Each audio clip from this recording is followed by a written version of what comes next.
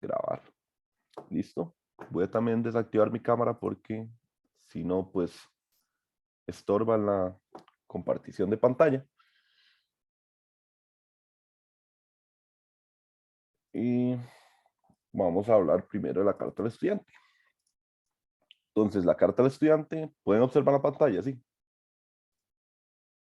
Sí, ahí la vemos. Sí, sí, se ve. Vamos a ver cómo. No, creo que se ve mejor así. Entonces, pues como saben, es el curso de electrónica 1, por si alguno pues, se equivocó o algo así, que no creo que suceda eso online. Solo lo voy a dar yo durante el verano, me parece. Y pues el curso es virtual, por lo que ya sabemos, la crisis nacional con el COVID. Esperemos que ya el siguiente semestre sea presencial. Y si vemos la descripción del curso, dice, este curso permite introducir los principios y fundamentos de la electrónica analógica aplicados al análisis y diseño de circuitos electrónicos. Entonces vean que esa pequeña descripción se acerca un poquito a lo que estamos hablando ahora. El créditos que contiene este curso son 3. Recuerden, 3 créditos equivalen a 9 horas de trabajo externas a las clases. Y como estamos en verano, corresponden a 18 horas de trabajo externos para eh, que son por semana, ¿verdad? Para que más o menos den una idea de cuál es el peso que tiene el curso. El curso no es un curso liviano, tampoco es el curso más pesado que van a llevar en la carrera, pero es para que desde ya sepan que hay que ponerle un poquito de ganas. Más siendo verano, atreverse a llevar un curso en verano es siempre un momento en el cual uno desafía la muerte, desafía el estrés, desafía muchas cosas, pero pues la recompensa es muy valiosa. Entonces, esfuércense bastante. El curso se va a dar de lunes a viernes de 8 de la mañana a 10 de la mañana. Normalmente vamos a tener clases sincrónicas en la cual nos vamos a conectar, vamos a charlar un rato, vamos a ver unas presentaciones, vamos a hacer unas simulaciones, puede ser. Y pues también habrán clases que vamos a tener asincrónicas, en las cuales no nos vamos a conectar, pero sí vamos a realizar una serie de tareas. Tareas que tal vez solo vayan a durar un día activas, el día que no haya clases. Estas tareas no van a ser unas tareas gigantescas, no es la idea de las clases asincrónicas, sino es que realicen algo un poquito más práctico, ya sea simular en Tina o simular en cualquier otro simulador de circuitos que posean o que deseen trabajar, y pues repasar ciertos conceptos que vamos viendo en las clases sincrónicas. Con esto quiero dar a entender que pues no es que los voy a dejar que hagan el curso ustedes solos, ¿verdad? Con videos y eso, porque no es tan divertido de esa manera.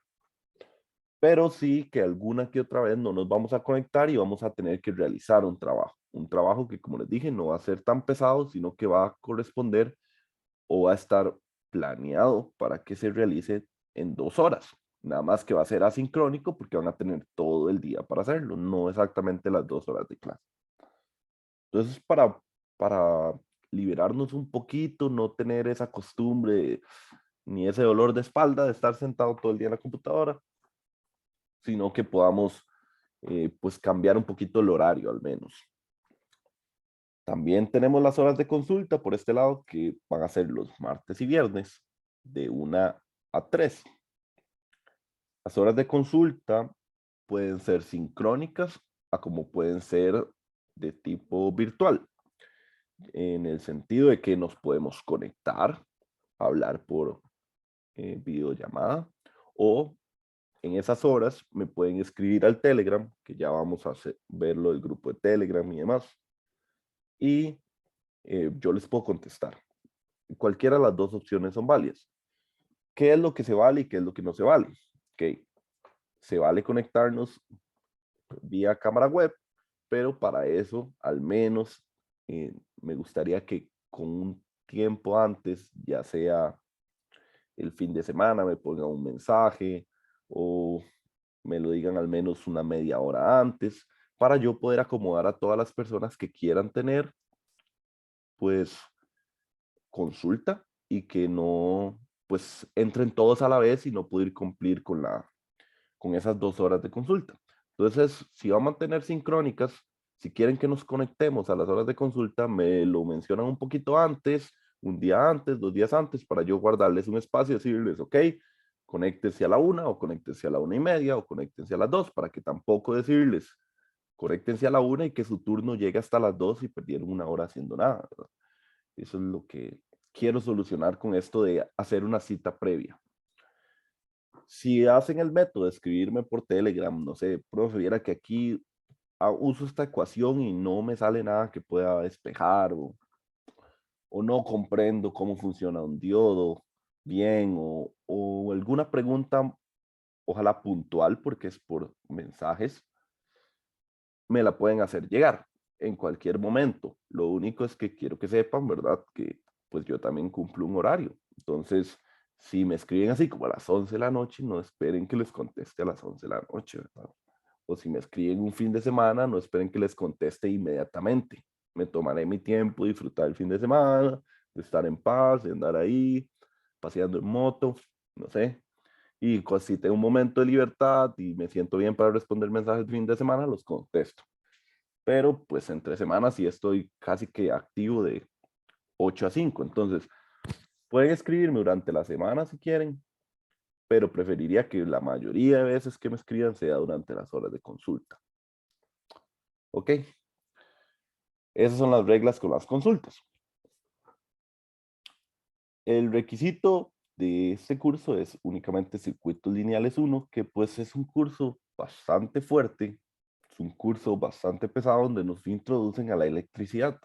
Y estoy seguro que pues Circuitos 1 no es la mejor base de todas en el sentido de que no solamente con ese curso uno puede decir que sabe electricidad, hay demasiadas cosas o demasiados conceptos que incluso uno estudió en ese curso que aún no ha entendido la magnitud o el peso que tienen en el estudio de la electricidad, como por ejemplo el equivalente de Thevenin o el equivalente de Norton. ¿Se acuerdan de eso? ¿Para qué sirve? Era súper complicado para resolver todo, hacer, comprimir todo mi circuito en un equivalente que fuera solo una fuente y una impedancia. ¿Y de qué sirve eso en la vida real? Porque ese circuito realmente no es así, ¿verdad? Es solo un equivalente. Entonces, ese concepto de equivalente de Thevenin es súper importante en este curso, así demasiado. Entonces, si no lo recuerdan bien, pues vayan a repasarlo un poquito. Además de la ley de Ohm, ¿verdad? Las leyes de Kirchhoff, en fin. Vamos a ir poco a poco. Entonces, aquí, como se menciona, la modalidad es virtual. Haremos uso de mediación virtual como nuestra herramienta principal. Haremos reuniones en la plataforma de Zoom. Aquí pues dice que se hará un censo para conocer que los estudiantes posean buena conectividad. Eso después les haré llegar una encuesta. Y pues mediación virtual llevará el orden de qué es lo que entra en cada parcial para que ustedes pues no se confundan que de cuándo a cuándo entra o cómo se distribuye la materia. Además de que obviamente en la carta del estudiante está pues especificado. Entonces vamos a avanzar un poquito más rápido con esto de la carta del estudiante. Vean que el objetivo general del curso es presentar al estudiante las principales características, principios de funcionamiento y aplicaciones de dispositivos semiconductores básicos, con el fin de que puedan utilizarlo para el desarrollo de circuitos electrónicos. Lo que quiero decir con esto es que vamos a ver los elementos básicos de la electrónica y circuitos básicos. No es que vamos a ver un circuito gigante como una computadora, ¿verdad? Pero sí vamos a conocer la célula de la computadora, que es el transistor. Ese elemento que aún, ya lo he mencionado como 3 veces en el día de hoy, es el elemento estrella del curso. Entonces, esa es la idea, conocer los elementos básicos. Y como objetivos específicos, al finalizar el curso, los estudiantes estarán en capacidad de entender la teoría general de semiconductores y las configuraciones generales de los sistemas electrónicos. Aquí me falta un espacio. Comprender el diodo, el transistor de efecto campo, el transistor bipolar de unión, como elementos básicos de la electrónica, en aplicaciones como rectificadores, reguladores, amplificadores y conmutadores. Rectificadores son elementos que cortan señales, reguladores son elementos que regulan señales, amplificadores son elementos que amplifican señales y conmutadores son elementos que cambian la salida dependiendo de la entrada. Si lo ven, acabo de utilizar una palabra que vamos a ver mucho durante el curso, señal. Es importante saber cuándo una entrada a mi sistema es una señal de información y cuándo es una señal de potencia o de alimentación. Vamos a ver que vamos a tener ya dos fuentes diferentes y no como en circuitos, que solo poníamos el simbolito y ya esa es una fuente, esa es la fuente 2, esa es la fuente 3. Aquí es importante saber qué tipo de fuente es cada una, porque así va a ser eh, cómo se va a analizar alrededor de esa fuente. Esa es la idea de mencionar ciertas aplicaciones. Vamos a diseñar y analizar circuitos rectificadores. Ya les dije que cortan señales. Filtros capacitivos. Vamos a utilizar capacitores para filtrar. Vamos a hacer reguladores, que son elementos que permiten mantener una señal estable. Un regulador, utilizando diodos Zener. Vamos a diseñar reguladores lineales integrados, que son pues reguladores que tienen un montón de cosas adentro. Y vamos a entender un poco sobre el cálculo, selección de radiadores de calor y selección de fusibles. Realmente esto es eh, algo muy externo al curso. Vamos a diseñar y analizar circuitos amplificadores de pequeña señal acoplados en corriente alterna y corriente directa, utilizando transistores en varias etapas tipo BJT y JFET, con el cálculo de la impedancia de entrada, la impedancia de salida, la ganancia de tensión, la ganancia de corriente, así como el cálculo y el análisis de la respuesta en baja frecuencia. Entonces, todo lo que quiere decir es cómo vamos a estudiar un amplificador. Podemos pensar un amplificador como los que usan las guitarras o podemos pensar un amplificador como el que se utiliza para poder enviar señales por cables muy, muy largos. Porque vamos a darnos cuenta que conforme avanzan las señales, ustedes ya lo vieron en circuitos 1, entre más largo sea un cable, más resistencia tiene y entre más resistencia tiene, más pérdidas voy a tener yo en el camino. Entonces los amplificadores vienen a cumplir o a saciar ese problema de las pérdidas volviendo a amplificar una señal.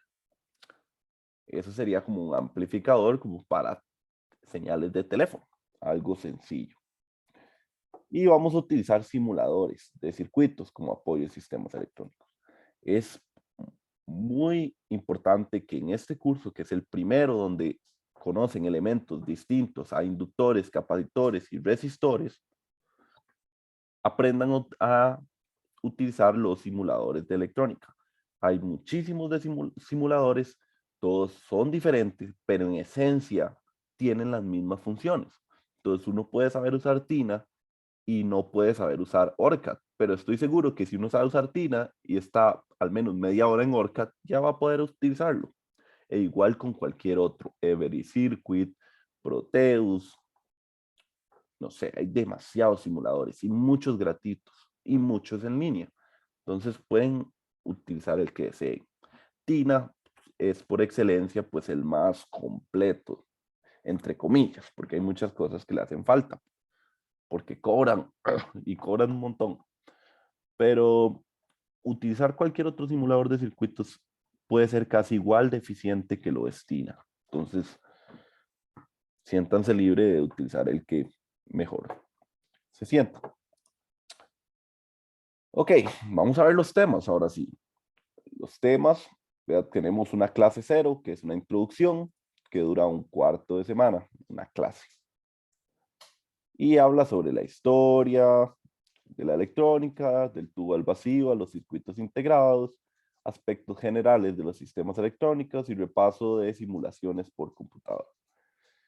Luego tenemos el primer tema, tema 1 y 2, que sería materiales semiconductores y circuitos con diodos, donde estudiaremos las propiedades eléctricas de los materiales semiconductores, los electrones en cristales, la adulteración de semiconductores, el modelo ideal y simplificado del diodo semiconductor y la curva característica, que es muy importante para darnos cuenta que el elemento es no lineal.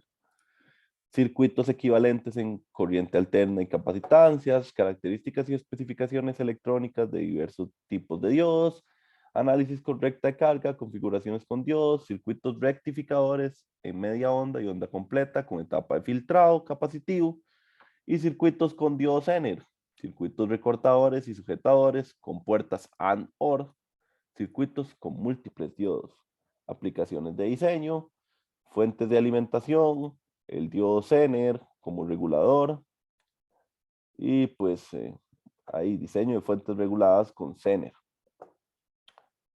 Introducción a los reguladores lineales de tensión integrados y efectos de la temperatura, cálculo y selección de radiadores de calor o de fusibles. Ustedes vean que es un temilla extra. Y vean que este grupo, el tema 1 y 2, equivale a 2.25 semanas en verano. Eso es demasiado. Casi que se nos va gran parte del curso en esta primera parte, pero es la más importante para poder entender las demás. Después vamos a tener el transistor de efecto campo, que le solemos llamar transistor FET. Vamos a estudiar la estructura del transistor, cómo está construido, cuáles son sus características. Luego vamos a estudiar el transistor MOSFET, que es lo mismo que un transistor FET, pero hecho de material oxidado. Entonces, luego vamos a analizar cualitativamente las características, la característica corriente de tensión, que esto es lo mismo a la curva característica que vamos a estudiar en el diodo, también la vamos a estudiar para el transistor. Y luego vamos a estudiar la polarización. Una vez que uno estudia sus características, polarizar significa encenderlo. Eso es lo que quiero que entiendan con polarizar un FET, encenderlo. ¿Cómo lo encendemos? Ya sabemos cómo se construye, cómo responde, ahora cómo lo encendemos. Esa es la idea. Y pues todas las aplicaciones que lleva pues encenderlo. Esa es la idea de polarizarlo. Y luego vamos a ver amplificadores con transistores de tipo FET, que significa transistor de efecto campo, eso es lo que significa FET, Field Effect Transistor. Y igual vamos a ver configuraciones, cuando dice topologías es como tipos de circuito, configuraciones de circuitos, utilizando amplificadores, perdón, utilizando transistores MOSFET en una topología amplificador. Vamos a estudiar el modelo en baja señal, que es un modelo un poco abstracto, que tal vez es la parte más difícil de todo el curso, los análisis en pequeña señal. Después los vamos a ver con calma. Y pues igual distintas configuraciones de amplificador. Amplificador en fuente común, amplificador en compuerta común y pues configuración de drenaje común. Amplificadores de MOSFET de tipo empobrecimiento y enriquecimiento, configuraciones de realimentación de drenaje en MOSFET, diseño de redes de amplificador con FET, efectos de la resistencia de carga y la resistencia de siguiente etapa, configuración en cascada, conectar varios circuitos juntos, uno tras otro, y amplificadores de etapas múltiples, tener un preamplificador, tener un amplificador y tener un amplificador de potencia en la salida, por ejemplo, pensando en la aplicación de un amplificador de guitarra o de algún instrumento. Y luego amplificadores del circuito integrado en una sola etapa. Circuito integrado, esto lo he mencionado como 2 veces en el curso. Circuito integrado. ¿Ok? Entonces guárdenselo por ahí. Y luego vendrán los últimos temas del curso, donde vemos otro tipo de transistor que es un poquito más viejo que el FET. El hecho de que veamos primero los FET que los BJT es porque queremos dar a entender que hoy en día, como les mencioné ahora, los transistores son las células de las computadoras y hoy en día todo es de una computadora. O sea, ahora venden hasta refrigeradoras que son computadoras también, que te calculan cuánta comida tenés adentro, le puedes programar que te avise cuándo hay que ir a comprar leche, por ejemplo. Eso es una computadora. Nada más que tiene forma de refrigeradora y puede guardar alimentos adentro. Al igual que hoy en día también tenemos aviones que son computadoras. Los aviones se manejan ya solos prácticamente. El piloto solo está ahí para que todo el mundo le aplauda cuando aterriza el avión y el arranque y pues el aterrizaje, ¿verdad? Que la computadora tal vez aún no confiamos en ella, pero estoy seguro que ya los pilotos van a desaparecer en el futuro. Entonces, igual, un avión es otra computadora, nuestro celular es otra computadora. Nuestros televisores ya son inteligentes, son computadoras también. Entonces, las computadoras en su mayoría están hechas de MOSFET. El transistor, que es su célula, el que es origen de todo, tiene MOSFET, son MOSFETs. Eso es lo que se utiliza en electrónica digital. Nosotros, si estudiáramos el BJT, estamos entrando en electrónica analógica, que es un poquito más viejo. Ya ahorita vamos a hablar un poquito de historia. Pero este transistor ya es, digámosle, old school. Ya él está ya en una etapa de pensión. Ya prácticamente que su única aplicación se reduce a equipos de música. Entonces, igual lo vamos a estudiar, pero lo vamos a estudiar como al final del curso. No es tan sencillo tampoco, no es tan difícil tampoco. E igual que estudiamos los transistores de tipo FET, vamos a llevar la misma línea con los BJT.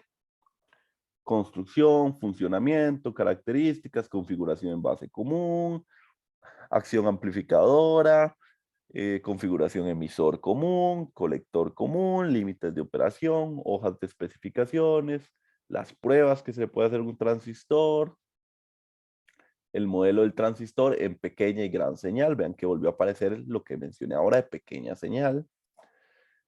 Y pues la operación del BJT en saturación, que es como si pues activáramos completamente el transistor. Luego polarizarlo quiere decir encenderlo, que encendamos el transistor en corriente directa, lo que conlleva estudiar el transistor encendido como su punto de operación, las distintas configuraciones en las que lo podemos encender y pues configuraciones de realimentación de colector, configuraciones emisor-seguidor, configuraciones en base común, operaciones de diseño, circuitos de espejos de corriente, que son muy chivas, y pues una serie más de aplicaciones propiamente, que no vale tanto la pena mencionar ahorita, que no sabemos nada de transistores, ni siquiera sabemos qué es un transistor, no lo hemos mencionado, solo he dicho que es la célula de las computadoras.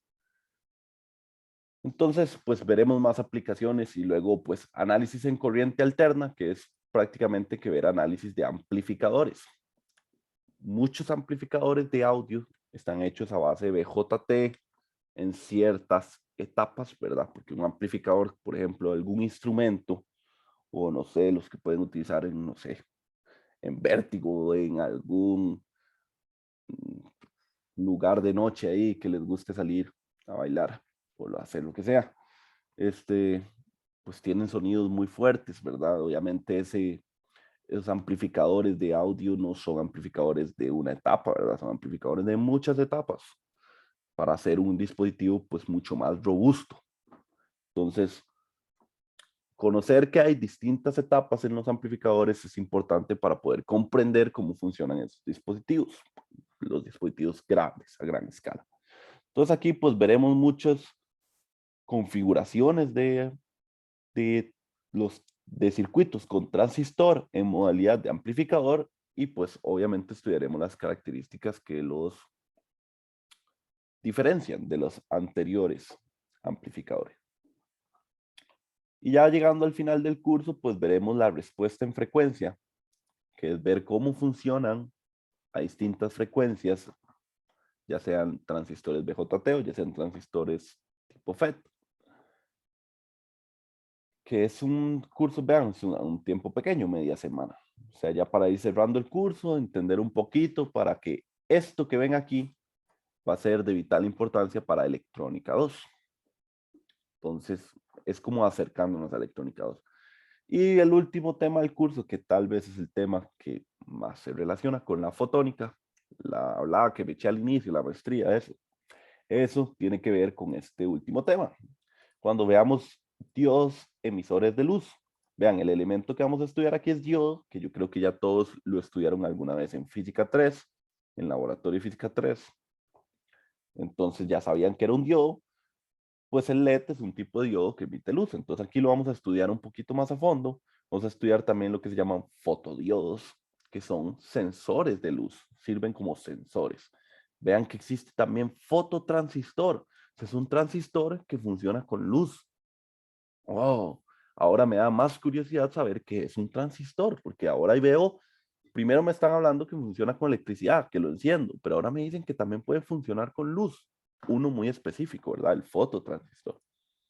Bueno, ahí se las dejo picando. Luego estudiaremos fotoresistores. Imagínense, resistencias que varían con la luz. Eso quiere decir un fotoresistor. Y optoacopladores, que son pues ya un circuito que muchas veces es un circuito integrado que sirve para acoplar distintas etapas de circuitos y mantenerlas aisladas a la vez. Y esa es toda la materia del curso. Si lo ven, es grande, es bastante lo que vamos a estudiar, pero si vamos con paz haciendo las actividades y vamos al día con la materia, ¿verdad? No se confíen, no desaparezcan 2 días del curso porque 2 días es demasiado. Entonces, siempre estén al día, lo pueden lograr fácilmente. Muchos temas, pero van a ver que todos se relacionan mucho. Entonces, todo bien. Y pues ahí vienen cada una de las fechas de los exámenes.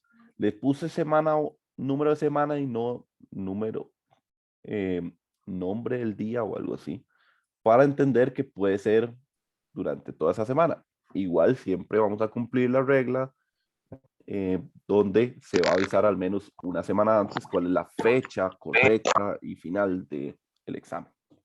¿Está bien? Con mínimo una semana de antelación. Pero esto es para que se den una idea en qué semana exacto va a ser ese examen.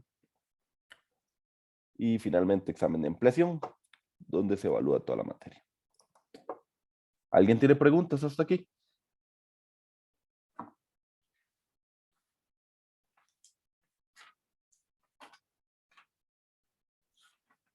Ok, genial. Entonces, ¿cómo vamos a trabajar en el curso? Bueno, ya lo mencioné un poco, que pues por lo de la pandemia, toda la metodología va a ser virtual, vamos a tener clases sincrónicas y vamos a tener clases asincrónicas. Van a haber tareas, quizzes y van a haber trabajos asincrónicos, ¿verdad? Que entran dentro del mismo rubro. Pero pues las tareas las dejaré con una semana y no tiene nada que ver con las clases.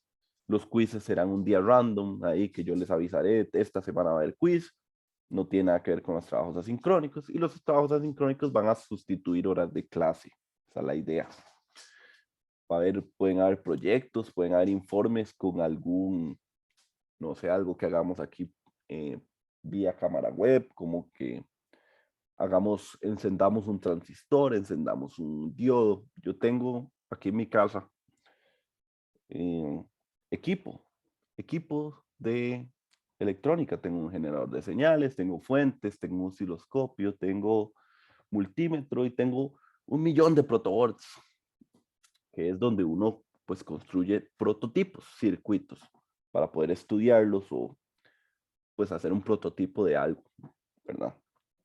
Entonces tal vez durante el curso habrá momentos donde hagamos ahí una especie de streaming y veremos cómo son los elementos en la vida real para que los vean en relación a mis manos y a mis herramientas, que vayan también conociendo herramientas, porque pues como les dije, el curso de Circuitos 1 es un curso muy básico que deja demasiadas cosas de la electricidad por fuera. Entonces yo voy a intentar acercarme lo más que pueda a todos los conceptos que sean necesarios para que continúen de manera eficiente con la carrera. Ok. em, Aquí dice la hora adicional, pero realmente em, no tengo hora adicional, ya está distribuido el horario de lunes a viernes, 2 horas, y eso es lo que vamos a cumplir. No, esto es para el semestre normal, donde a veces son 2 horas y 3 horas, 2 horas y 3 horas, así 2 días, pero yo agarré todas las horas y las distribuí durante la semana. Entonces esto pues no es importante. La asistencia a lecciones y a laboratorio es recomendada y se solicita puntualidad. Esto en caso de que hubiera laboratorios, me refiero a esos streaming ahí, ¿verdad? No vamos a ir a la universidad durante el semestre. Y esto es importantísimo, es fundamental el uso correcto del Sistema Internacional de Unidades, ¿verdad? Ya a este punto de la carrera, pues todos deberían manejar muy bien las unidades. Notas. Ya casi vamos a terminar la carta del estudiante, vean, ya casi se acaba. El curso se desarrolla con el libro 1 de la bibliografía. Sin embargo, los temas del curso pueden ser complementados con el resto de la bibliografía. Se parte del hecho que el estudiante domina plenamente conceptos básicos de física y cálculo. Estas herramientas son básicas para resolver cualquier problema del curso. O sea, no es que les vamos a preguntar en la segunda ley de la termodinámica, se tienen que acordar, ¿verdad? O como me hicieron a mí en un examen, que me dijeron, calcule, cuando yo era estudiante, me dijeron, aproxime la tensión del capacitor utilizando sumatorias de Riemann. Y sumatorias de Riemann uno lo ve en cálculo 2. O sea, ese tipo de groserías no es las que vamos a hacer, ¿verdad? Obviamente, cuando hicieron ese ejercicio, yo me saqué un, no sé, como un 15 en ese ejercicio. Un 15 de 100, ¿verdad? En ese ejercicio. Fue un irrespeto ahí a los estudiantes. Pero bueno, cosas que hacían los profesores de antes. Los profesores de antes eran medio villanos. Se reían, jajaja, ja, ja, y solo porque uno le iba mal. Entonces uno tenía que estudiar como el triple. Aquí vamos a tener un curso normal. Sofía, realmente Física 3 no es requisito de este curso. Sin embargo, a lo que se refiere con conceptos básicos de física es, pues, entender campos eléctricos, por ejemplo, de física 2, entender, pues, que la corriente es el flujo de electrones, entender que ahí siempre hay una metodología para atacar un ejercicio, ¿verdad? De planteamiento, solución y respuesta, y entender que las respuestas no pueden ser solo ecuaciones chorreadas, ¿verdad? Sino que sea como aprender a dar una buena respuesta, aprender a dar un buen análisis. Eso es lo que enseña física, o eso es lo que queremos rescatar de las físicas en este curso. Genial, Sofía. Entonces, tal vez ahí nos vemos en Física 3, porque yo también doy Física 3 en la Escuela de Física o Laboratorio de Física 3. Ok, estas herramientas son básicas para resolver cualquier problema del curso, por lo tanto se podrán utilizar en cualquiera de los exámenes. Los exámenes parciales evaluarán problemas numéricos, analíticos, de diseño y conceptos. O sea, puede entrar, los exámenes pueden ser de cualquier forma, eso es lo que quiere decir. En los exámenes se permitirá el uso del formulario de una página, en los exámenes no se permite el uso de calculadores programables ni teléfonos móviles. Ok, esa es una regla que está para cuando son presenciales realmente los exámenes.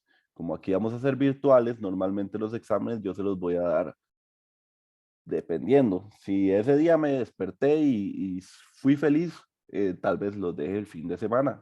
Si ese día me desperté y no fui tan feliz, eh, o no tomé café rápido, los dejaría para un día, dependiendo de la carga realmente. No va a depender jamás de mi humor, ¿verdad? Va a depender de la carga del examen, los podría dejar para un fin de semana o los podría dejar para un día. No me gusta para nada los exámenes virtuales que son de 3 horas, con las 3 horas escritas en piedra, porque pues de cursos que he llevado yo, de metodologías de enseñanza virtual, pues siempre han señalado que eso es algo erróneo que hacen. Entonces no lo vamos a hacer de esa manera. Eso sí, no crean que el examen va a ser copiar lo que está en el cuaderno, ¿verdad? Son exámenes más interesantes, pero al menos pueden tener la libertad o el espacio o la despreocupación de luchar contra el tiempo o la conexión, que es algo que genera mucho estrés y que uno pudo haber estudiado y saberse los libros de arriba para abajo, que si a usted le pasa eso, como una mala conexión, se estresa, no hace bien los exámenes y todo su estudio no sirvió de nada. Y eso no es lo que yo quiero. Yo quiero que si alguien estudió mucho y sabe mucho, me dé un examen que valga la pena revisarlo y que valga la pena ponerlo en 100. Que le haya tomado todo el día o que haya tomado toda la tarde o que solo le haya tomado 2 horas, eso pues me da igual a mí. A mí me importa que presenten cosas buenas con cierto límite de tiempo, eso sí, ¿verdad? Los tiempos nunca se van a ampliar para exámenes. Si yo digo que se entrega, digamos, hoy a medianoche, ese es el tiempo que hay y ese fue. porque así son en los trabajos en la vida real. Nadie te dice ni cómo hacer las cosas, ni te dicen en qué momento del día hacerlas. Nada más te dicen, necesito esto para el final del día o necesito esto para mañana. Entonces, es bueno que se vaya acostumbrando a ese tipo de conflictos. Entonces, como tienen todo el día y están en la casa, realmente no importa si tienen un formulario o no, si tienen el cuaderno abierto o no, si tienen el celular o no. Eso sí, ¿verdad? Partimos de cierta ética en la cual cada uno de ustedes está aquí porque quiere ganarse su título, porque quiere ser ingeniero eléctrico de la UCR. O sea, quiere ser el top del top en la ingeniería eléctrica del país. El TEC se acerca bastante, es bastante bueno, pero va por otros rumbos, mientras que aquí comprendemos lo que es ingeniería eléctrica. Entonces, es, hay que tener voy a decirlo así, cierto nacionalismo, cierto amor por la universidad y no irrespetarla haciendo cosas como plagio que se copien. No hay nada más satisfactorio que saber que usted se sacó un 100 porque estudió mucho y logró cumplir el reto. Si el compañero que se saca 100 le pasa la tarea al que se iba a sacar un 20 porque no estudió, o el examen, y ese se saca 100 y los dos son muy felices, al final le estamos haciendo trampa. Y aquí no sé si ustedes creerán en el karma o no, yo creo y no creo a la vez, pero realmente no es karma, es simplemente acción-reacción. El no aprender las cosas bien en un punto tan básico como electrónica 1 puede hacer que algún día no pasen de electrónica 2, porque electrónica 2 es un curso muy fuerte, es un curso muy pesado. Entonces, sería muy triste creer que lo logró copiando y después quedarse pegado ahí, resignado y tener que salirse e ir a trabajar a otro lugar o tener que cambiarse de carrera o cambiarse de universidad, que son cosas que sufren los estudiantes día con día. Entonces, siempre sean honorables, intenten no copiar, intenten hacerlo ustedes mismos y pues siéntanse después felices de la recompensa. Se respondrán exámenes únicamente a estudiantes que no pueden efectuarlos, pero siempre y cuando haya una justificación pertinente, ¿verdad? Si es algo muy serio como reponer un examen, reponer un quiz, por favor siempre utilicemos el método oficial que sería por correo. Por ahí me llega el dictamen médico, la justificación de que no tenía internet, ¿verdad? Que sería como la justificación del ICE o la CNFL que dijo se perdió ahí. Se perdió la conexión, se perdió la electricidad en esa zona. Ellos entregan o suelen ofrecer un comprobante, ya sea que se murió un familiar, que ojalá que no. Me pueden mostrar la acta de función, lo que sea, lo que les dé, pues, una justificación. Yo no me pongo un pero, si la justificación es válida y le reponemos el examen en otro momento. Ahí nos ponemos de acuerdo, el estudiante y yo, o los estudiantes y yo, que repongan, para ver cuándo lo reponemos. Esto es solo importante que mediación virtual es el oficial, sin embargo, pues utilizaremos otros como Telegram, Zoom, para pues utilizar o impartir las clases. Y una vez más, este semestre, mediación virtual se utiliza porque el curso es virtual. Se enviarán documentos en PDF, archivos de audio no creo, videos sí, a los estudiantes para desarrollar el curso y sesiones por videoconferencia, como la que tenemos actualmente. Finalmente, no se repone la entrega tardía de tareas ni los quizzes. Es igual, si yo les digo se entrega tal día, ese día se entrega. Eh, Puede ser igual, puede ser que alguna vez lo extienda dependiendo de cómo vayamos con el curso, pero no lo voy a extender solo porque sí, ¿verdad? Solo porque ustedes me lo pidieron y tal vez, no sé, se quieren ir de fiesta ese día y quieren hacer las cosas al otro día, pues no, ni modo, ese tipo de justificaciones no valen. Puede ser porque tal vez algo pasó, perdimos una clase, eh, como perdimos una clase vamos atrasados, entonces vamos a mover la tarea. Esa puede ser una justificación. Y aquí está la bibliografía recomendada. Este es el uno, que es el Boylestad. Es el libro más, digámosle, entre sencillo y completo, ni totalmente sencillo ni totalmente completo, pero está ahí, término medio. Y pues ese es el libro oficial del curso. Sin embargo, vean que tienen una gran eh, bibliografía de distintos libros que hablan de la electrónica. Aquí vamos a estudiar conocimientos que son más o menos desde 1950 hasta prácticamente 1960, 1970. Entonces, vean que son unos poquitos años y que no son, o sea, son aproximadamente unos 80 años que han pasado desde que se descubrió. O sea, lo que quiero dar a entender es que es un poco reciente, ¿verdad? Tenemos cuántos años de humanidad de existir. 10.000 años antes de Cristo, fijo, ya existíamos. No soy, realmente no me acuerdo de sociología que llevé ahí de repertorio, pero desde que estábamos ahí encendiendo fuego y pegándonos con palos, hasta el día de hoy han pasado muchísimos años y que este conocimiento, que es lo que utilizamos día con día en este 2022, es conocimiento aproximadamente hace 80 años, ¿verdad? Entonces, de cierta manera es reciente. E igual vamos a ver que es viejo, porque ahora la tecnología crece tan rápido que hay cosas de estas que se van desactualizando.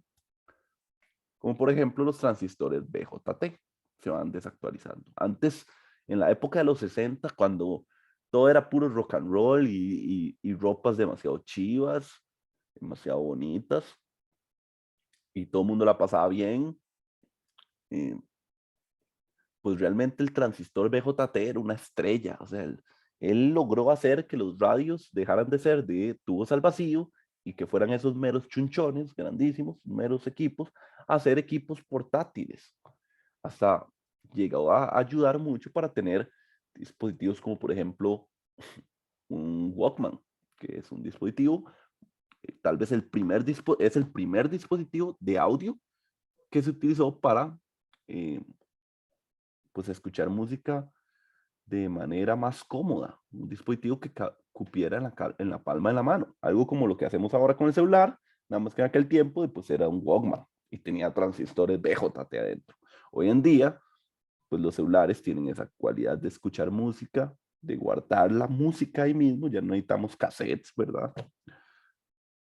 Y todo eso lo logró la electrónica digital, que es mucho más moderna y que ya el BJT se queda fuera, porque el BJT es parte de la electrónica analógica. Entonces vean que ya tenemos dos tipos de electrónica por ahí.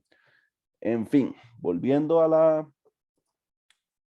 la bibliografía, este es el más importante, el más central, el que todos tienen que haber descargado ya en su computadora, porque es facilísimo encontrarlo en internet.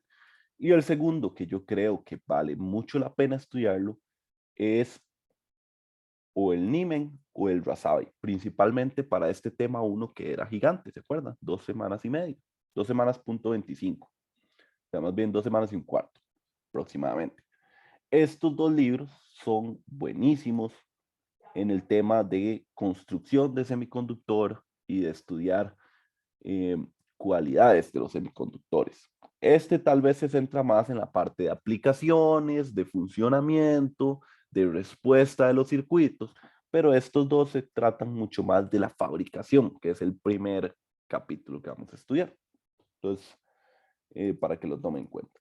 De igual manera, como les dije, esta teoría es de más o menos hace 80 años a 60 años, pues obviamente han existido demasiados libros que tienen prácticamente lo mismo. O sea, todos estos libros, eh, no todos los he estudiado yo, pero algunos, como por ejemplo este Chilling, es un libro muy pesado, pero es un libro que igual trae la misma información que tiene el Boylestad, pero con otro enfoque un poco más analítico. Es muy pesado este libro, pero es muy útil para ciertos temas. Igual, pues, este otro nivel de análisis de diseño de circuitos electrónicos, tomo uno, también es como ver un Boylestad. O sea, a pesar de que vean que es del mismo autor que este que estamos viendo aquí. Este NIM en dispositivos y circuitos electrónicos es es casi el mismo libro que este, Microelectrónicas y Circuito de Análisis y Design. Ya, esos NIMES son casi que iguales. Y vean que aquí aparece otra palabra importante, microelectrónica. Por ahí al inicio, con la actividad del inicio de ver qué era la electrónica, alguien mencionaba o varios mencionaron que era algo muy pequeño. Y yo les dije que de cierta manera era correcto, pero no del todo, ¿verdad? Era una de las cualidades que tenía la electrónica. Entonces, la microelectrónica es todo un área también.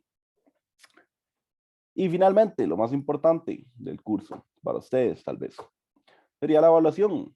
Vamos a tener un primer parcial que se evalúan temas del 0 al 2, vale 25%. Un segundo parcial que se evalúan temas del 3 al 5, que valen 25%. Y un último parcial que evalúa temas del 6 al 10, que vale un 25%. Esto corresponde a un 75%. Y vean que tareas, quizzes, proyectos y cosas adicionales va a valer el otro 25%.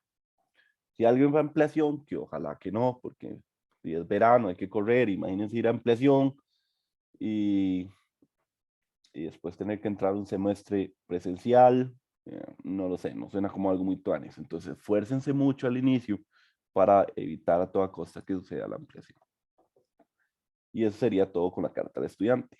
¿Tienen alguna pregunta?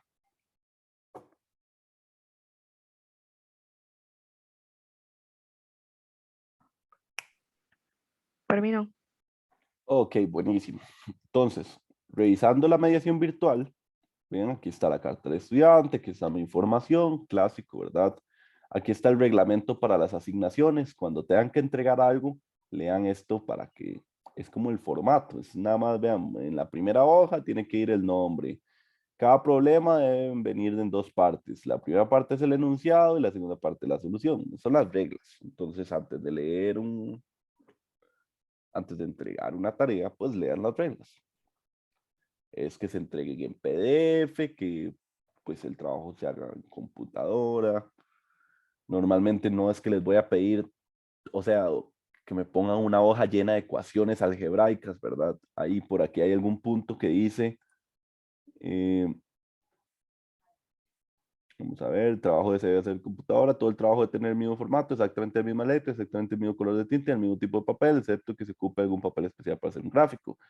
Las asignaciones deben venir todos problemas resueltos, no se calificarán trabajos incompletos. La solución del problema debe ser claramente justificada. Los desarrollos matemáticos deben llevar una secuencia lógica ordenada y justificada cuando se requiera. Si no está claro cómo se obtuvo una ecuación, aunque ésta sea correcta, no se calificará. Este punto es el importante. Se permitirá anexos a manos con pasos matemáticos largos.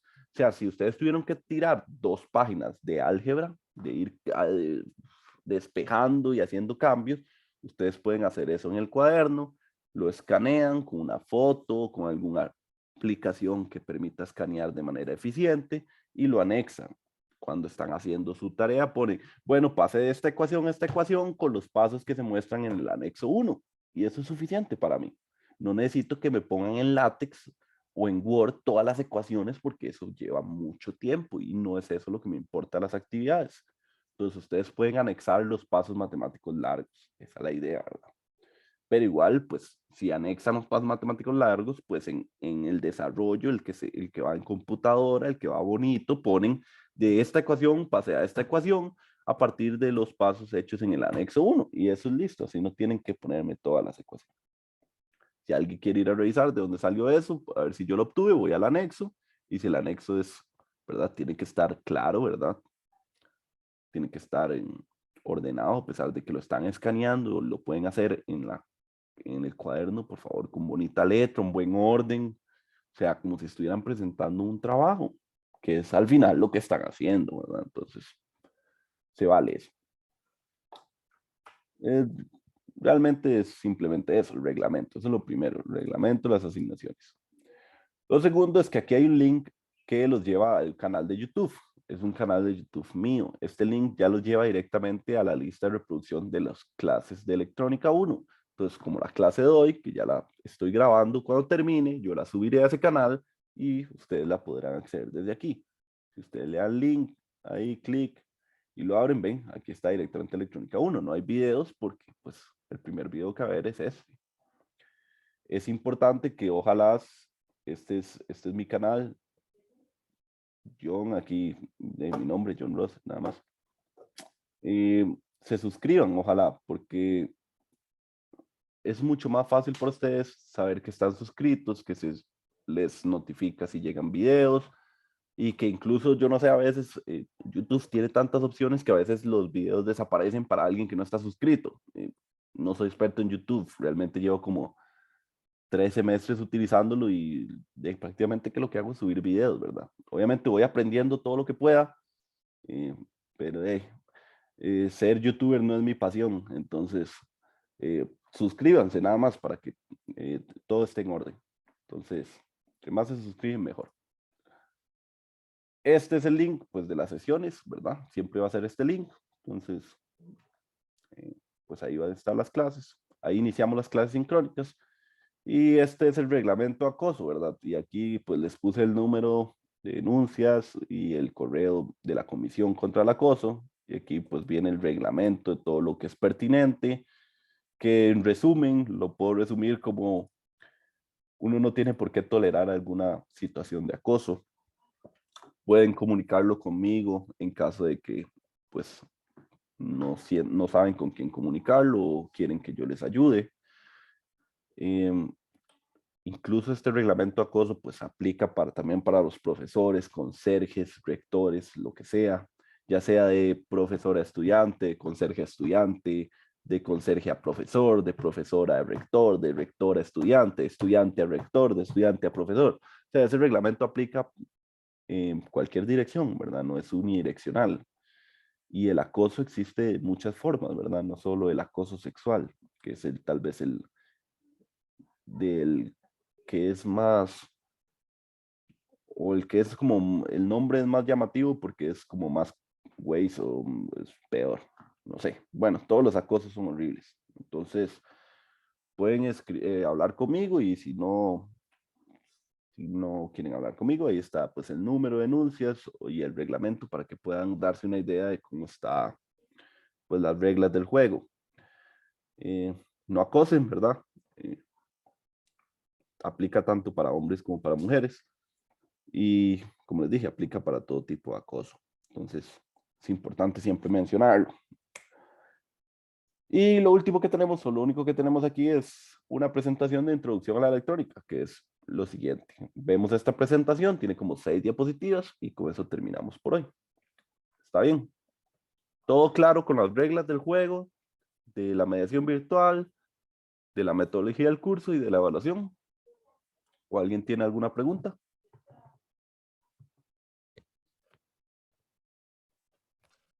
Todo bien, profe.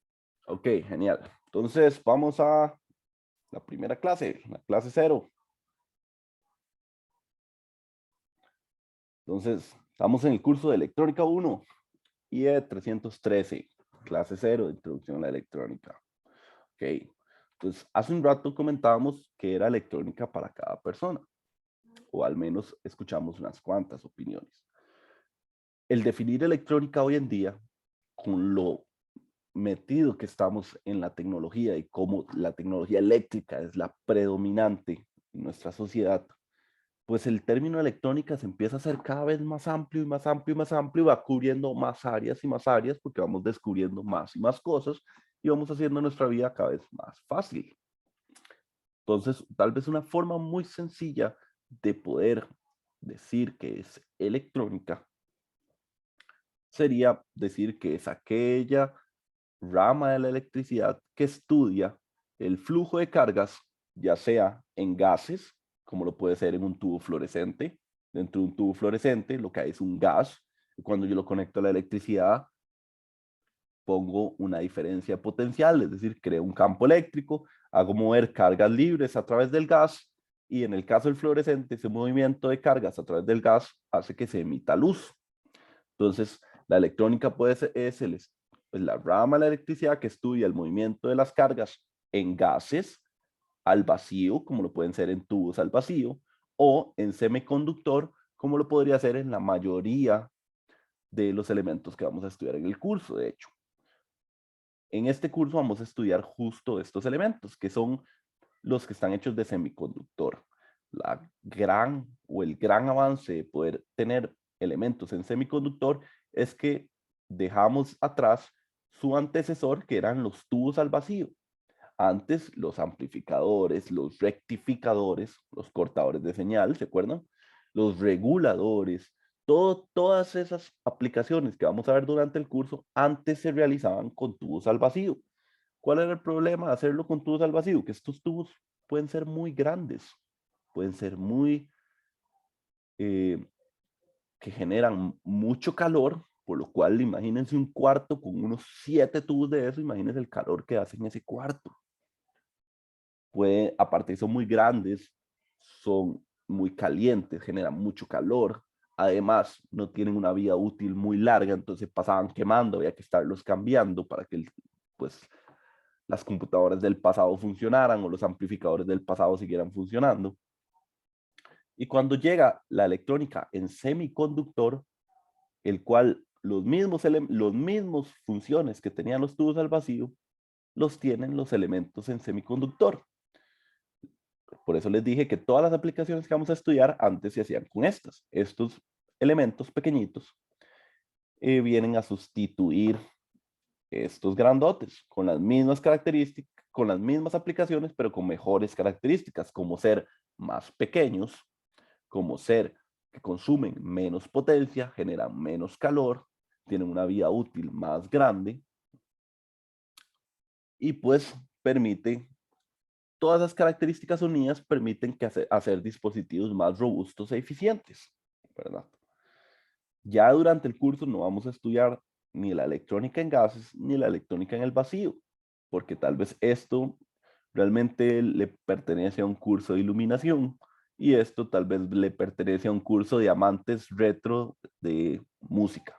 Porque hoy en día existen tubos al vacío, sí. ¿Se sigue utilizando? Sí. ¿Para qué se utilizan? También para equipos de sonido. Como los equipos de sonido de antes, amplificadores de antes utilizaban tubos al vacío, hablamos de un montón de cosas malas de los tubos al vacío, pero también tenían cosas buenas, como por ejemplo, tenían una señal muy limpia, es decir, muy poco ruido en la señal. Entonces eso hace que sean hermosos para la música, porque la música no quiere que haya ruido ahí extraño, ¿verdad? Entonces, muchos equipos, si tienen amigos músicos, pregúntenles, ¿su amplificador es de tubos al vacío o es de transistores?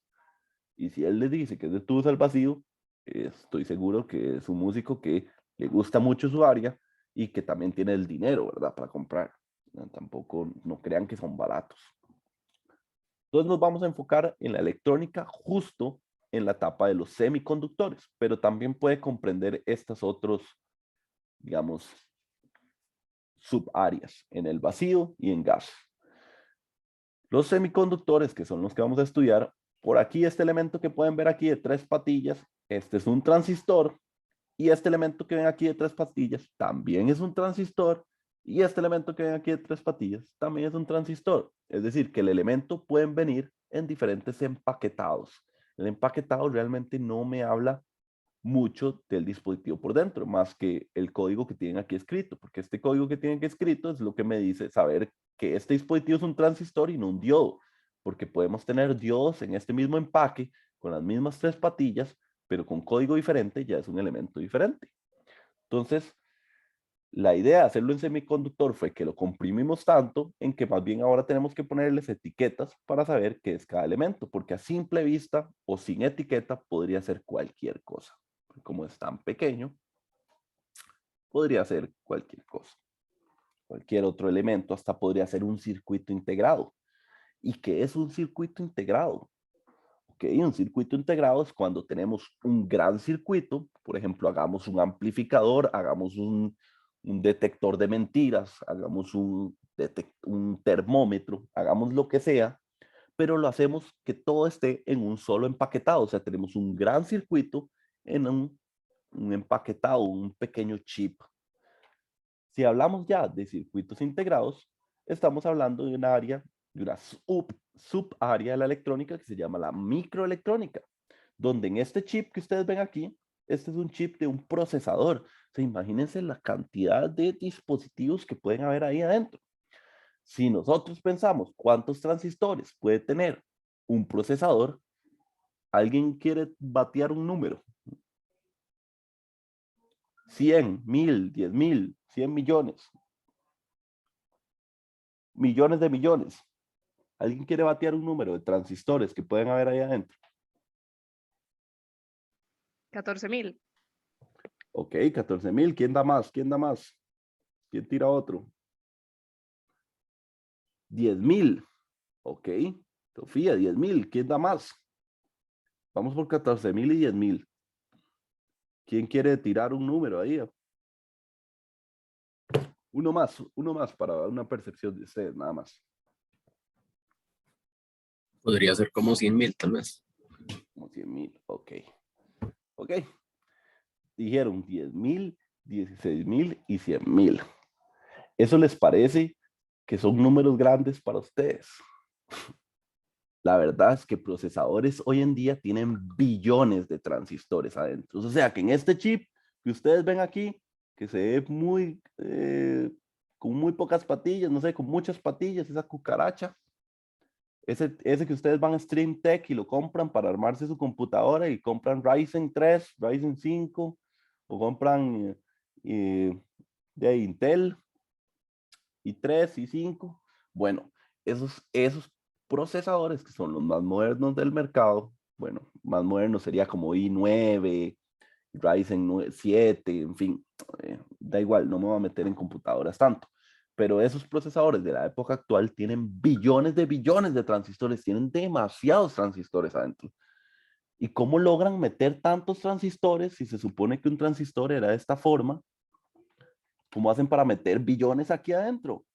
Bueno, porque cuando hablamos de microelectrónica, el proceso de fabricación es diferente. Ya no fabricamos los elementos discretamente así, sino que como en una pizza, así, tiramos una oblea, se llama, que es como una pizza de silicio, es una lámina de silicio, forma circular, empezamos a echarle ingredientes, empezamos a echarle, por ejemplo, en esta imagen lo podemos ver, empezamos a echarle óxido de silicio, empezamos a echarle dopantes sobre esa pizza, esa oblea, y, y ahí vamos chorreando materiales y materiales y vamos haciendo como una arquitectura, como un pequeño edificio dentro o encima de esa ulea de silicio. Y así vamos construyendo, por ejemplo, esta imagen que ven aquí, es una imagen 3D de una pequeña sección de lo que hay dentro de este dispositivo, donde ven esto amarillo, es esa parte, el pan de la pizza, que sería la ulea de silicio, vean, silicio.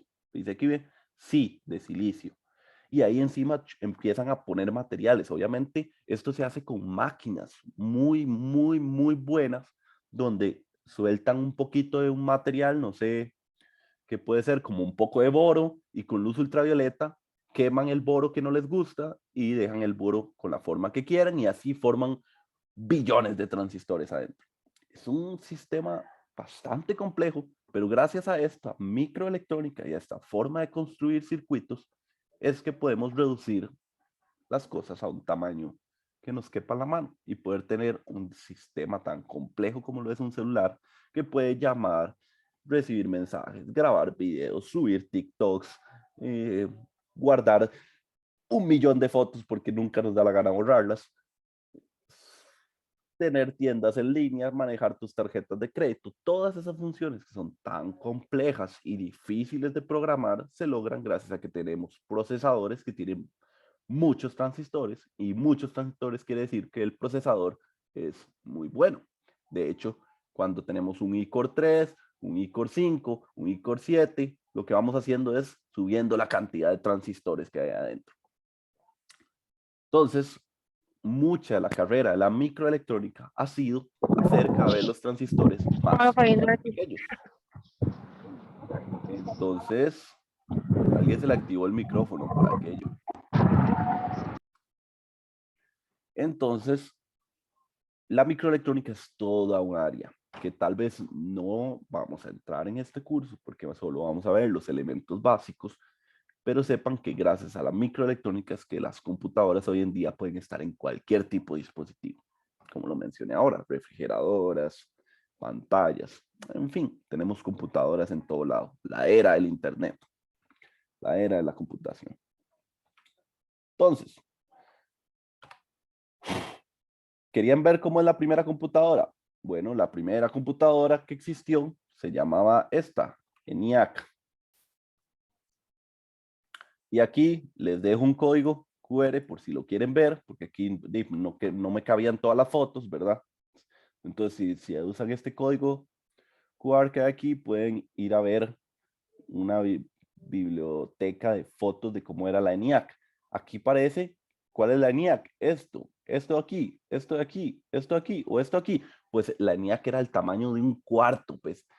Y ni siquiera era un cuarto cualquiera, un cuarto como de 167 metros cuadrados, o sea, prácticamente el tamaño de mi casa, porque mi casa es pequeñita, unos 140 metros cuadrados, mi casa tal vez, de un piso. Así era el tamaño de la computadora ENIAC y estaba hecha de tubos al vacío. Se hizo en 1946. Vean, en este año no existía aún el transistor, no existían los semiconductores como los existen hoy en día, sino que todo lo hacíamos a partir de tubos al vacío y elementos lineales como resistores, capacitores, inductores. Entonces, era una computadora que era como de 167 metros cuadrados y consumía 150.000 watts. Eso equivale prácticamente a lo que hoy en día consume un edificio de 3 pisos, lleno de apartamentos, para que ustedes se den una idea de qué tan potente o qué tanto consumo de energía necesitaba esa computadora. Y tras de eso no era que ahí se metían a Facebook o a Twitter, ¿verdad? O se metían a navegar en Google, ¿verdad? Esas computadoras lo que hacía es multiplíqueme estos 800 números a mano y deme una respuesta y enséñeme cómo se ve esa gráfica. Eso era lo que hacía esos tipos de computadoras. O sea, hacía operaciones matemáticas que tal vez a papel iban a tardar horas de horas de horas de horas, días de días de días, y la computadora lo lograba hacer rápidamente. Para que vean un avance, no sé aquí si pudieron ver las fotos, si vieron las fotos, genial, y se ve que cubría todo un cuarto y necesitaba, no sé, unas, no sé cuántos, la verdad no sé cuántas personas podrían necesitar para manejarla, pero fijo necesitaba más de 10 personas a la vez para poder estar en diferentes lugares de la computadora. 167 metros cuadrados, con al mínimo 10 personas trabajando y consumiendo 150.000 watts de potencia, en la época del transistor, aquí en la imagen que tenemos aquí, el ENIAC on chip en 1996, lo mismo que podía hacer esa computadora de 167 metros cuadrados, en 1996, gracias a la microelectrónica, pudieron hacer la misma computadora en un chip que cabe ni siquiera en la palma de la mano, o sea, en la punta del dedo, para que vean los grandes avances de la microelectrónica. Hacer una computadora que consumía esa gran cantidad y gastaba ese espacio, hacer un chip integrado que me quepa en la punta del dedo y que ya si lo incorporo a una computadora, solo necesito un usuario o hasta incluso tal vez no necesito ni usuarios, podría programarlo para hacer cosas por ella sola. Entonces, para que vean cómo en 50 años han cambiado tanto las cosas. Incluso vean las ropas de esas muchachas. No sé, a mí me gusta, es una ropa divertida, pero legalmente o realmente no, es, se ven de otra época, hasta esos peinados. En fin, ha pasado mucho, es lo que quiero que entiendan, que ha pasado mucho tiempo. ¿Qué cosas han pasado para que se lograra pasar de una computadora gigante a una computadora que quepa en la punta de tu dedo? Bueno, el primer transistor se demostró en el 47. ¿Quién demostró el primer transistor? ¿Qué es un transistor? Bueno, un transistor es como una compuerta que tiene una entrada y si yo pues activo su entrada, la compuerta se abre y si yo desactivo su entrada, la compuerta se cierra. Eso es un transistor de la manera más sencilla. Es un elemento que puedo controlar con una tensión eléctrica o una corriente eléctrica para en otro lugar dejar pasar corriente eléctrica o cortar el flujo de corriente eléctrica. Es una compuerta. Eso es lo que significa, es abre o cierra la corriente a partir de una señal de entrada. Eso se demostró en 1947 para la empresa Bell Telephone Laboratories. Bell Telephone, para que vean que la idea del transistor nació para en aquel tiempo, que todo era con telefonía fija, ¿verdad? Cada vez había que tener un operador y llamar al operador, el operador le cambiaba la señal a otra persona al otro lado del país, en fin, se estaban buscando formas de mejorar los sistemas de teléfono fijo, ¿verdad? No de celular, no existía en ese momento. Entonces, para que vean que las empresas que estaban metidas en esta carrera tecnológica era una empresa de telefonía. Y los que trabajaron en eso fueron William Shockley, John Barden y Walter Batrain. Realmente el más importante era este William Shockley, que tuvo demasiados avances. Vamos a ver muchos, por ejemplo, aportes de él. Y siempre me gusta poner las fotos de los maes para que ustedes pues puedan saber cómo eran y decir, ok, había que ser así de feo para poder pensar tanto, o había que ser así de guapo para poder tener tanto éxito, o simplemente, wow, hicieron cosas teniendo una edad muy avanzada y uno a veces cree que tal vez con 21 años la vida se le va yendo y realmente queda demasiado camino por delante y demasiadas cosas que descubrir. Entonces, más que todo es como una inspiración. Aquí está nuestro amigo Shockley. William Shockley, aquí está. Es este aquí. Luego, el primer circuito integrado, vean, se fabricó en base de germanio, o sea, la pizza, esa olea, ese material donde chorreamos todos los demás componentes, se hizo en germanio en el 58, bajo este amigo, Jack Kilby, que es este señor que se ve aquí. Claro que él está ahí feliz de que él logró integrar los circuitos, lo que permitió hacer elementos pequeños. Entonces, véalo ahí, es donde él está orgulloso de sus elementos pequeños y que logró hacer una calculadora bastante pequeña. Trabajaba para Texas Instruments, una empresa que incluso está hoy aquí en Costa Rica. No es que los van a poner, si alguien trabaja en Texas Instruments, realmente no van a trabajar diseñando circuitos, ¿verdad? Menos alguien que viene saliendo de soldado raso, ¿verdad? No tiene doctorados, no tiene maestrías, ¿verdad? Pero al menos pues ese trabajo en la industria. Yo lo intenté alguna vez, trabajé en la industria, fue muy divertido, aprendí mucho, pero me di cuenta que me gustaba dar clases y que era más divertido estudiar y por eso me metí a hacer la maestría y bla, bla, bla, en fin.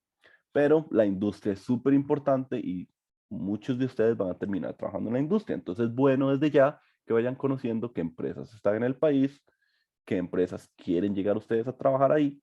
Y una vez que entran en la empresa, si ustedes son buenos, van a crecer, se lo aseguro. Y van a crecer y van a ganar mucho dinero, si eso es lo que desean, o van a ganar eh, mucho reconocimiento, lo que ustedes quieran lograr en su vida, pues con su título. Por último, también se logró en ese mismo año, vean que todo mundo, todas las empresas estaban corriendo para ganarle la vuelta a la otra, porque así era la competencia, así es el capitalismo, ni modo. Pero vean que nadie se queda atrás y este 1958 igual se hizo el primer circuito integrado en silicio. Van a ver por eso que los materiales que más estudiamos de diodos van a ser el diodo de silicio y el diodo de germanio, porque fueron los primeros materiales.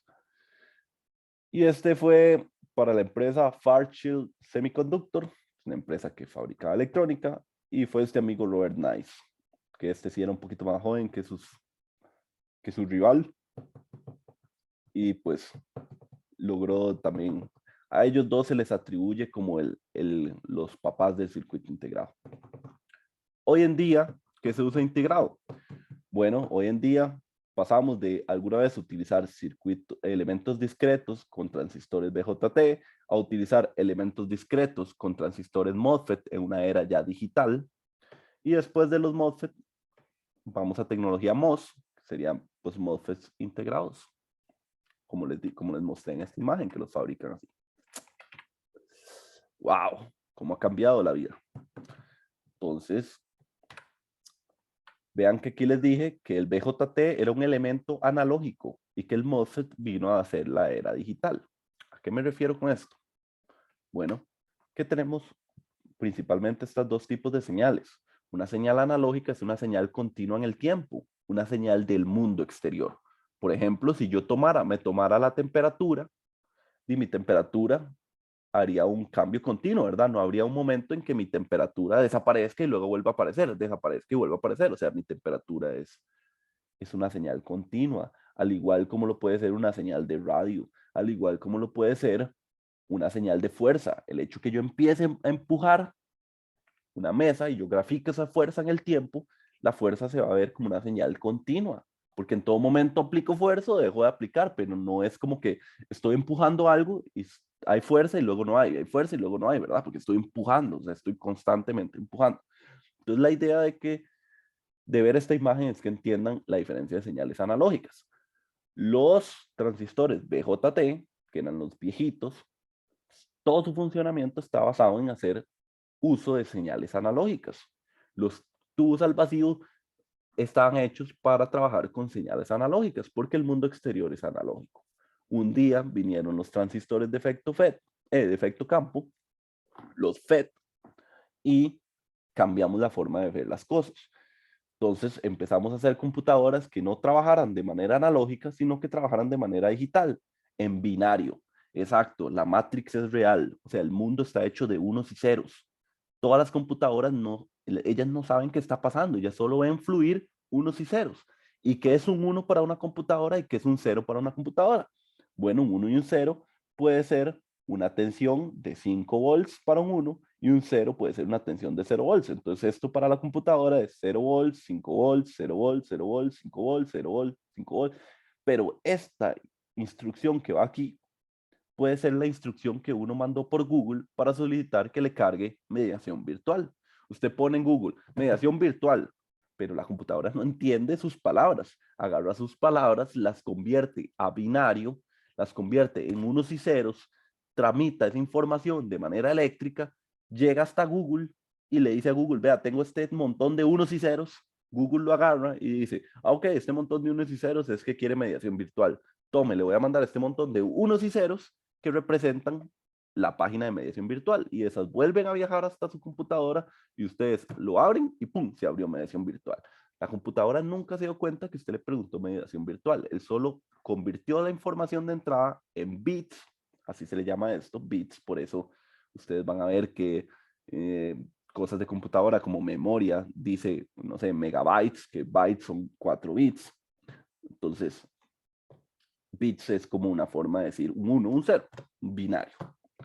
¿Y cómo podemos hacer unos y ceros para una computadora? Pues con una compuerta que uno diga, ok, si quiero un 1, abro la compuerta, si quiero un 0, cierro la compuerta. ¿Y qué elemento era una compuerta que se abría y se cerraba? El transistor. Entonces, la ayuda del transistor permitió lograr que las computadoras puedan cambiar entre unos y ceros. Por eso el transistor es la célula de la computadora, porque al final es el que va a interpretar toda la información que le llegue y la va también a procesar y convertirla en una respuesta. Puede responder ceros y unos o unos y ceros o la combinación de lo que sea, dependiendo de la aplicación, dependiendo de la computadora, dependiendo de muchas cosas. Lo importante es saber que las señales digitales son señales de unos y ceros, que pueden ser 5 volts y 0 volts, por ejemplo, y que la computadora no sabe qué está pasando, pero es la manera en que ella procesa la información. O sea, todo está como escondido. Como decir, en clave Morse, pero está en clave binario. ¿Y por qué está en binario? Porque al ser humano se le ocurrió enseñarle a la computadora a hablar en binario y no hablarle español. Bueno, porque no podíamos enseñarle a hablar español. ¿Cómo le hablamos a un pedazo de metal que uno es su papá y que tiene que hacer todo lo que uno diga? No se puede, ¿verdad? Mientras que cuando se inventó el transistor, como se puede abrir y cerrar, esos son dos estados, estado abierto y estado cerrado, un 1 y un 0. Entonces, enseñémosle a hablar en binario. Esa fue la razón de que las computadoras sean como la Matrix, unos y ceros. Entonces, señales analógicas son de este tipo continuas, señales digitales son de este tipo. Aquí entran los diodos, los BJT, los diodos Zener, los reguladores, y aquí más que todo se utilizan los FET y los MOSFET, aunque los FET y los MOSFET también pueden trabajar en esta zona. Esta zona ya requiere más sistemas, requiere convertidores analógico-digital, eh, necesita también eh, tener un número de bits establecido, tener un reloj de tiempo para saber cada cuánto tengo que leer los bits, en fin, son sistemas más completos que ya van a estudiar ustedes en el curso de circuitos digitales, que es un curso después de este. Entonces, por eso los menciono. Y finalmente veamos el esquema de un circuito amplificador de audio. ¿Cuál es el esquema de funcionamiento? Bueno, aquí está mi amplificador. Dentro de esta caja yo tengo un montón de elementos de circuito, entre ellos un transistor, porque es el que me sirve para amplificar. Aún no sabemos cómo, por eso no les muestro circuitos ni nada, les muestro bloques. Aquí es donde sucede la magia. A este amplificador le va a entrar la señal que puede venir de un dispositivo reproductor de CD, dice aquí, porque el boil está pobrecito, es viejo, pero pensemos en que viene una señal de Spotify. Viene Spotify. Y el Spotify ya tiene la canción y se la pasa al amplificador que hay en el celular. Esta señal es una señal de muy baja potencia, porque esa es una señal que tenemos guardada en la memoria. Si es algo que guardamos en memoria, no podemos guardar algo que me vaya a consumir mucha energía. La idea de las memorias es guardar la información y que consuma lo menos posible, porque como siempre va a estar encendido, no quiero que consuma mucha potencia. Entonces, por eso son señales de baja potencia.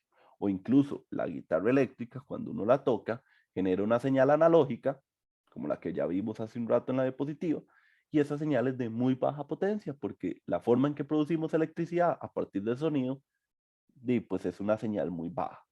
Entonces viene la señal baja por aquí y entra al amplificador. Pero vean qué curioso, al amplificador le entra una señal de baja potencia y le entra una señal DC.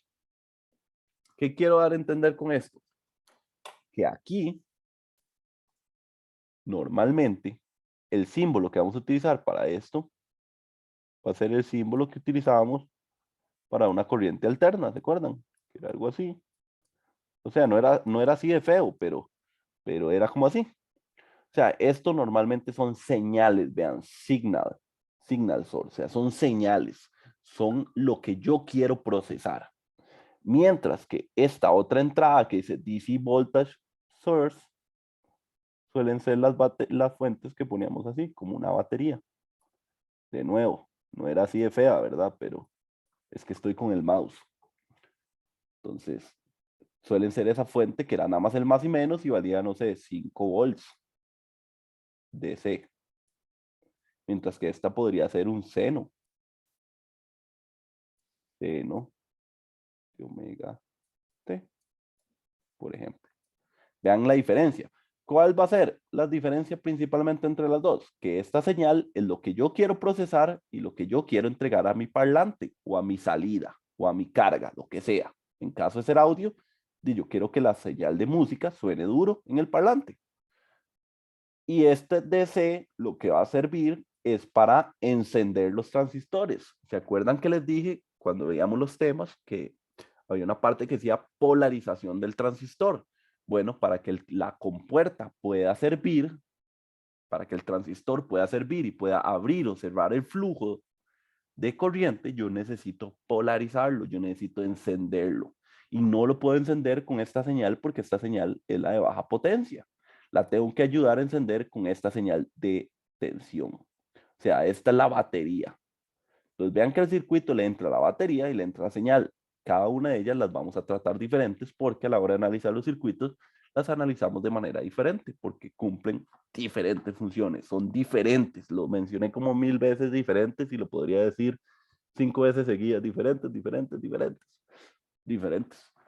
Entonces esa es la mayor idea o lo más importante que se lleven de este bloque, que van a tener señales que queremos procesar y señales de alimentación, señales para polarizar. Normalmente estas siempre son en DC, estas podrían ser DC o podrían ser AC, dependiendo de la aplicación. DC y AC.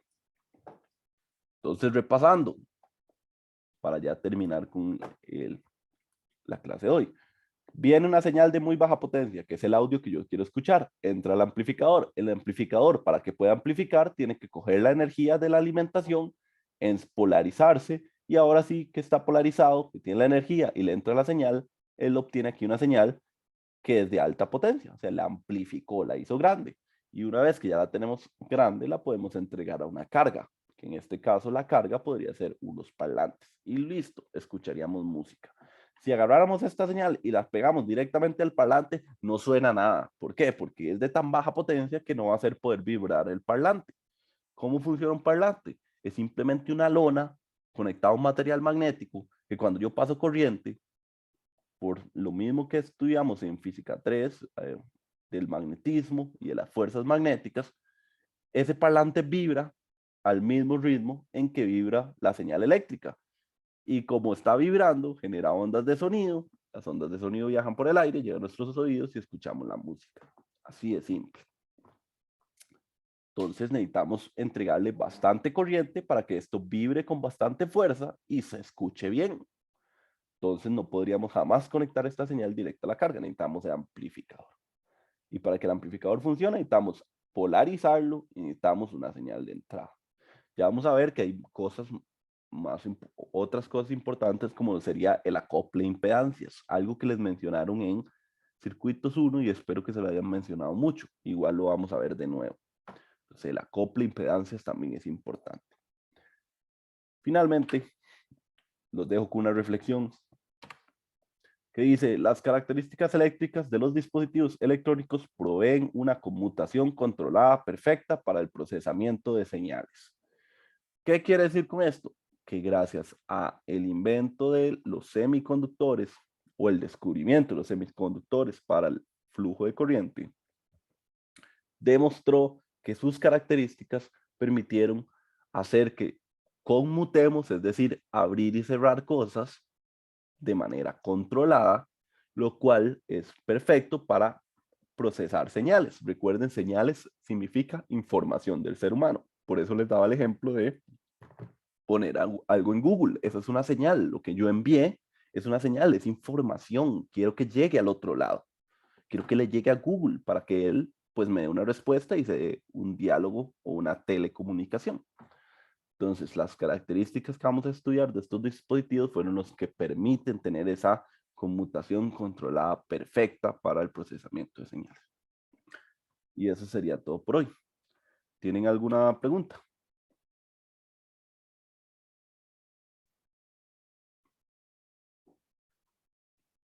No, profe, muchas gracias. Ok, Por mí buenísimo. todo claro. Ok, buenísimo. Entonces, sin más que decir y sin más que mostrarles, los dejo para que vayan a desayunar y nos vemos mañana de nuevo a las 8 a.m. para empezar con el curso propiamente. Muchas gracias y pura vida. Gracias, Gracias, profe. hasta luego. Gracias, profe. Profe. Gracias, profe. Ok, nos vemos.